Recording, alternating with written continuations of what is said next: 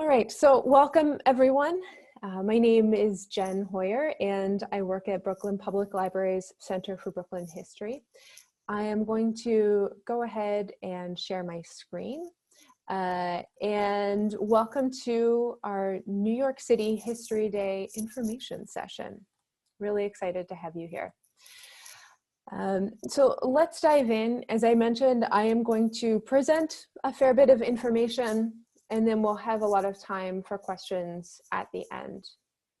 So just to start off with, for those of you who are new to History Day, what is History Day? History Day, or New York City History Day, is the regional contest for National History Day, which is a program that provides over 500,000 students every year the opportunity to excel at history research. We're really excited to host the New York City Regional Contest this year virtually from the Center for Brooklyn History. And top entries from this contest will be invited to advance to state and national contests. So just backing up a little bit, what is the Center for Brooklyn History? I'm so glad you asked. The Center for Brooklyn History preserves, protects, and shares Brooklyn's history with the borough's audiences, but also far beyond. And so, here we're talking about New York City History Day, and I think that's a prime example of the Center for Brooklyn History really reaching beyond the borders of our borough. You may actually know us under a different name. The Center for Brooklyn History is the result of a 2020 merger between Brooklyn Historical Society and the Brooklyn Public Library's Brooklyn Collection. And so as part of Brooklyn Public Library, it hosts the most expansive collection of Brooklyn history in the world. This is our first year hosting the New York City History Day contest. And we're really excited to support student and teacher research through History Day this year. We're all trying something new this year, as it's our first time hosting this, and I think it's everyone's first time doing this as a virtual contest in New York City. So just a small outline of what we're going to cover today. I'm going to give some updates on what the New York City History Day contest looks like this year and share some important dates to keep in mind. I'm also going to talk about some other changes to the History Day contest, both broader changes at the national level as well as specific details to know about given that it's a virtual contest. I'll touch on this year's contest theme and share a lot of resources for working on your History Day project. All right, so what will New York City History Day 2021 look like? So this year's contest is going to be entirely virtual at the New York City, New York State, and national level. A lot of things still look similar to other years. So students are creating projects in the 5 categories again: documentaries, exhibits, papers, performances, and websites. They can do group or individual submissions in any of those categories, except for the paper, where we can't have group submissions in the paper category. Those are only individual. And there are junior and senior divisions. So grades 6 through 8 are junior and 9 through 12 are senior. And these projects diving into history are expected to show historical context, multiple perspectives, historical accuracy, historical significance, and make a historic argument. And then some of you may note this as a small change. I'll touch more on it later. All entries, regardless of category, this year include a title page, a process paper, and an annotated bibliography in addition to the main entry. So then what does it mean that the contest is entirely virtual? So first of all, student projects should follow some instructions for creating virtual projects. I'll share those with you in a moment, but one thing that's been really, really helpful is the national organization shared some basic templates for instructions for creating virtual projects, and then the New York State contest has really solidified those into fantastic documents that I'm going to be sharing with you, and that as far as I know, students in all the regional contests around New York State will be following.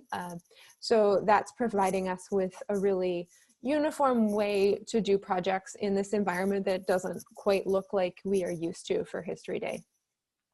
One really important thing to know that is different from past History Day experiences is that the contest itself will not involve interviews between judges and students. We recognize that this would be an unrealistic expectation due to digital equity issues that not only New York City students, but students across the country experience. I had the opportunity, I've judged the New York City contest for the last 3 years, and I had the opportunity to judge the national contest this year, and it was virtual. And so we didn't have the interviews with students because there was this realization that in a virtual environment, it was not fair to expect every student to be able to show up on Zoom or whatever other platform when they were expected to for an interview with judges. And I know that we as judges, we noticed the difference, but we also were really excited there was a great forum for us to provide really, really rich feedback to students. And so I think that even though it's a different experience to do the contest virtually and not have the judge interview, it's still a really rewarding experience. In terms of the timeline for this year's contest in New York City, we have some important dates here. So registration will open for teachers, students, and judges on January 25th. And I will send out lots of reminders about that. Teachers will need to register before their students. So if you're a teacher here today, keep that in mind. Don't badger your students to register until you have yourself so that they can select you as their teacher when they're registering. And if you are a student joining us today, you can actually help me out with this by making sure your teacher registers before you. Registration will close on March 2nd. Again, I'll send a lot of reminders about that. One really important thing to note is that the registration deadline for the virtual contest is actually the deadline for projects to be finished. So unlike in previous years where you might register and then sometime later you show up for the in-person contest with like your exhibit board, exhibit boards actually have to be submitted online, and they have to be submitted online by the registration deadline. So that's an important thing to remember. Online judging then takes place over a period of 2 weeks rather than on a single day. And winners will be announced on March 26th of 2021. And that just gives us enough time to let the winners know who will be advancing onto the state contest. I know that everything is different this year, virtual learning, virtual contests, it all feels strange. And so I wanted to share this really helpful timeline suggestion from Idaho History Day. In case anyone out there is feeling like, oh, I don't have enough time on top of everything else to get started on a History Day project, I love the way this little chart breaks down. If you only have 6 weeks, this is how you can work on a History Day project. Or if you have 10 weeks, or if you have 15 weeks, this is how you can allocate that time. So I've shared that in here, and again, this presentation will be shared with you after by email, so you can look back at this and think about how it works with your own schedule for working on History Day. All right. What other major contest changes should we know about? So the national office made some important updates this year to the rulebook and to the evaluation rubric.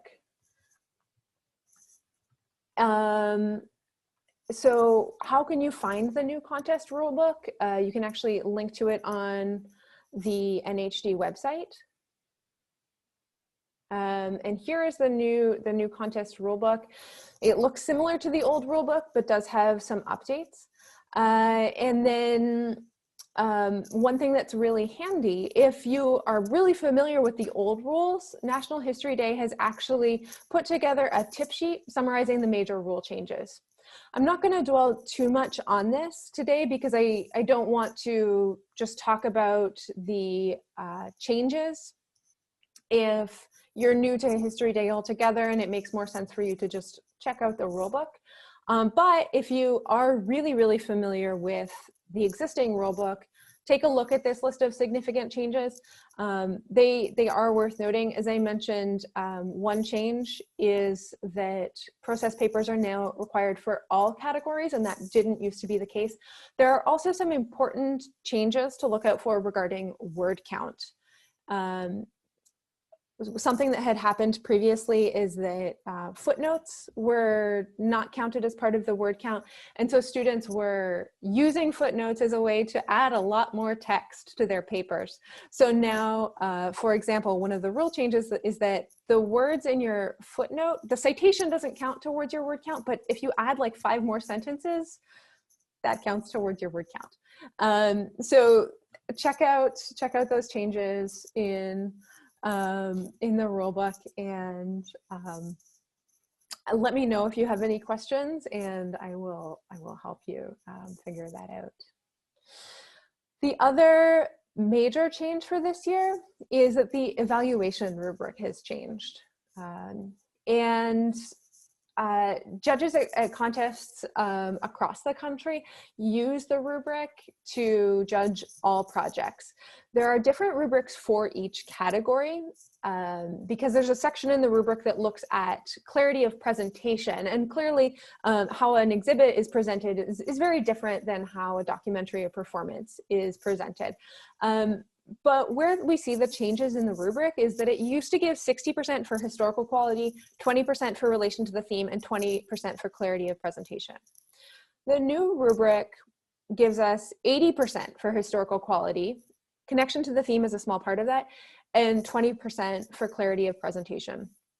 And as someone who has spent a lot of time with the rubric in the past, because I was mostly involved with the contest as a judge previously, one thing that stands out to me when I look at the new rubric is within this 80% for historical quality is a section on student voice. And so National History Day has actually made a really great 5-minute video on what student voice is.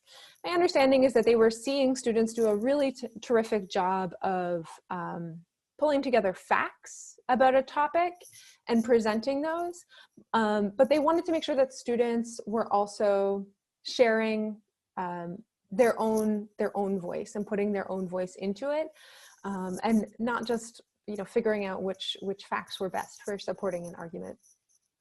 So this quick tips video is very short, and when you have this presentation later, you can go back and watch that. But I'll show you quickly where the rubrics are for each category. I have this link here, and you can see when I look at this web page, I have the 5 different categories, and right now I'm in documentary. When I scroll down, it gives me a link to this evaluation form for documentaries, and that will open up the PDF that is used to evaluate all the documentaries.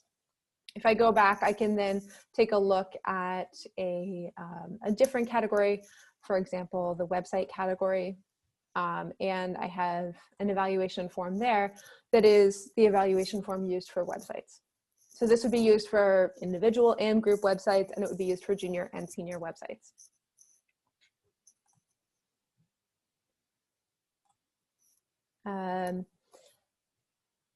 Now, what about the contest theme? So this year's theme is communication in history, the key to understanding.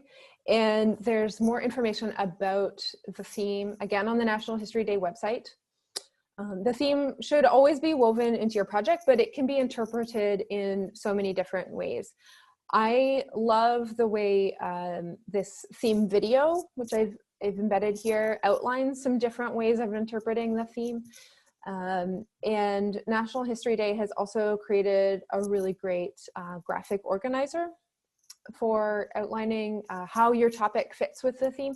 So let's take a look at these. On the National History Day theme website, we have actually an entire theme book, which if you are a teacher and trying to figure out directions to point your students, this theme book has fantastic resources. It has articles written by people at Library of Congress, people at National Archives, people at the American Antiquarian Society on material from their own historic collections that relate well to the theme. So they're giving us really great examples, and those could be topics that you would suggest to your students. So that theme book is a great resource. Here's the video that I mentioned, and I mentioned and linked to the graphic organizer.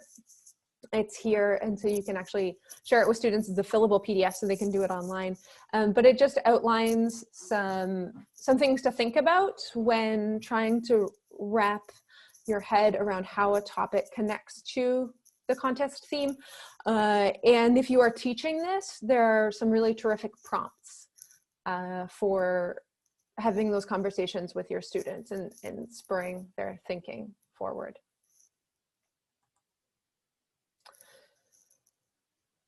So it's a lot to think about, thinking about the type of project to create, the rules to follow, integrating the theme.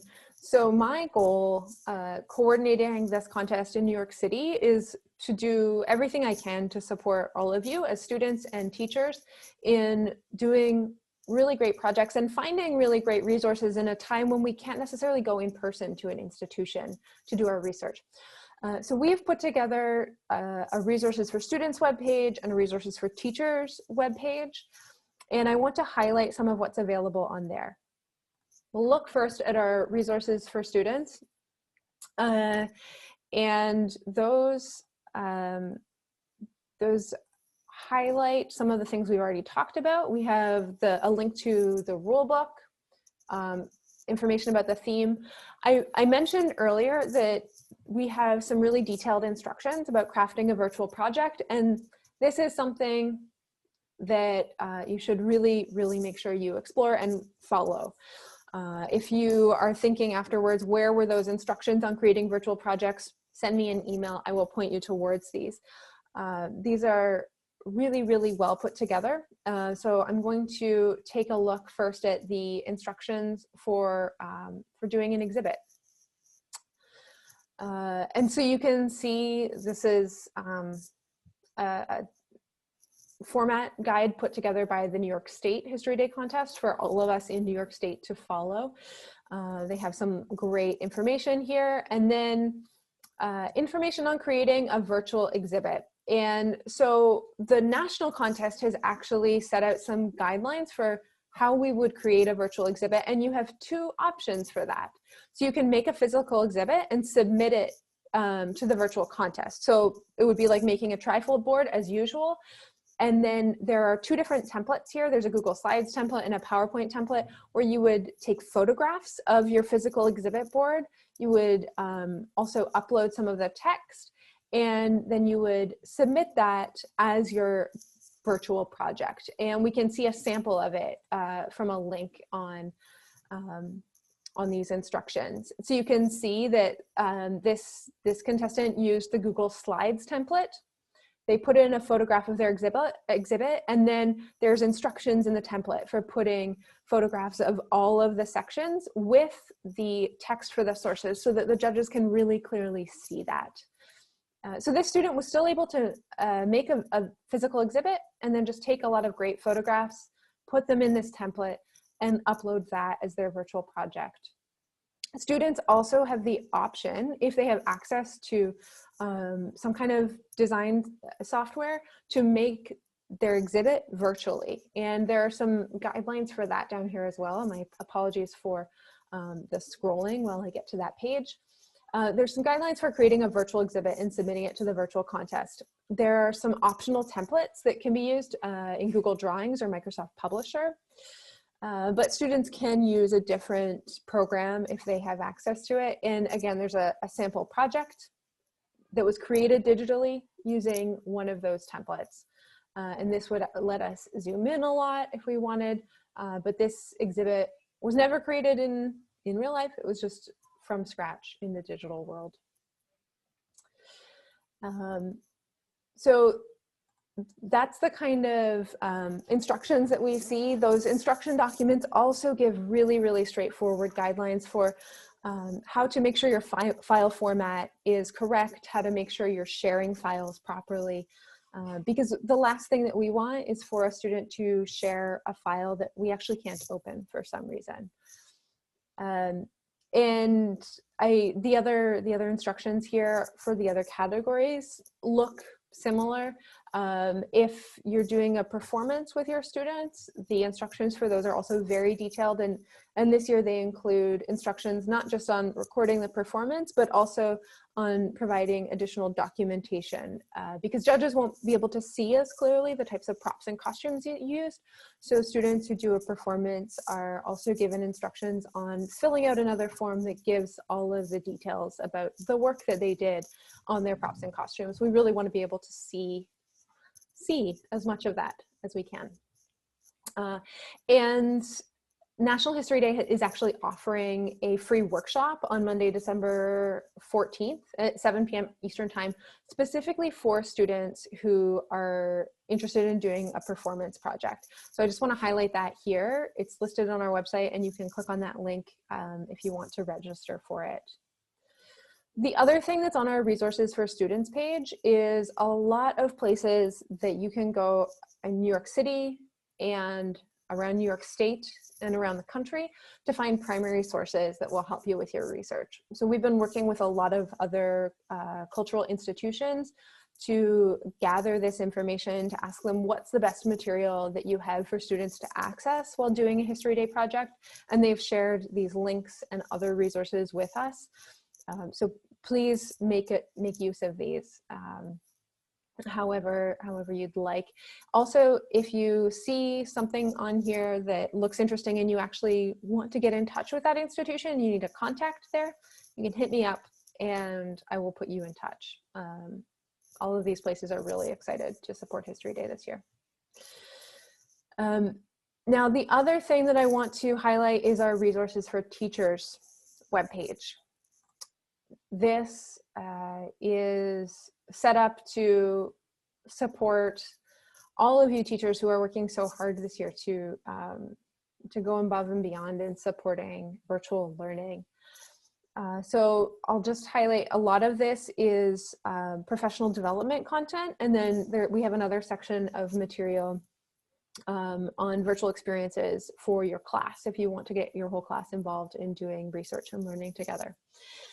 So there are some online teacher trainings offered by affiliate contests across New York State. Those are all listed on the New York History Day website, and we can click to go see. Oh, I think they're updating it at the moment. I'll check back on that later. But they've been adding more teacher workshops from regional contests around the state, and the other contests around New York State who are doing History Day in each of the New York State regions have been really generous in welcoming teachers from all over New York State because any of us can attend a workshop anywhere. So they're continuing to add trainings there. New York State Archives is also offering a lot of teaching materials and some workshops, and they really encourage History Day students to also enter their projects in the New York State Student Research Contest. So I've added that link there if that's something you'd like to explore. We've been posting History Day workshops organized by other states, and the ones that are coming up at the moment are all organized by Virginia History Day. They've asked us to invite teachers and parents from across the country to attend any of their free online workshops, and I personally have signed up for all of these because I love learning from other organizations how they support History Day. So their first one is tomorrow. It's specifically on documentaries, and then they have other workshops on paper writing, performance and acting, and the exhibits and websites. If you're planning on doing a website, it is great to find a History Day workshop on websites because for National History Day, students are required to use the NHD Web Central platform for creating their website. So it's fantastic if you have an opportunity to learn from people who have spent a lot of time doing that rather than figuring it out from scratch. If you're interested in doing a website with your students and you haven't done one before, let me know and I'll see what workshops I can find that you can sign up for and learn all about the platform. And we have some listings here from New York City cultural institutions who have upcoming professional development on history topics that we thought might be related to things you could potentially cover with your students for History Day. And then a lot of great online experiences for students. If you're interested in exploring a topic as a class and you're looking for some kind of virtual field trip or something else that you could do with your students, as we hear about these things from other cultural institutions, we're adding them here. I know that that is a ton of information, and we are just about at the end of this. The last thing that I want to share is that we're here to help. So you can send us an email. The email is here and I believe in the chat, and you can visit our website. And you can also fill out our contact form if you want to make sure, I know many of you have already, but if you want to make sure that you receive updates about the contest, I always make sure to email everyone who has signed up on that contact form. So all of that being said, I am going to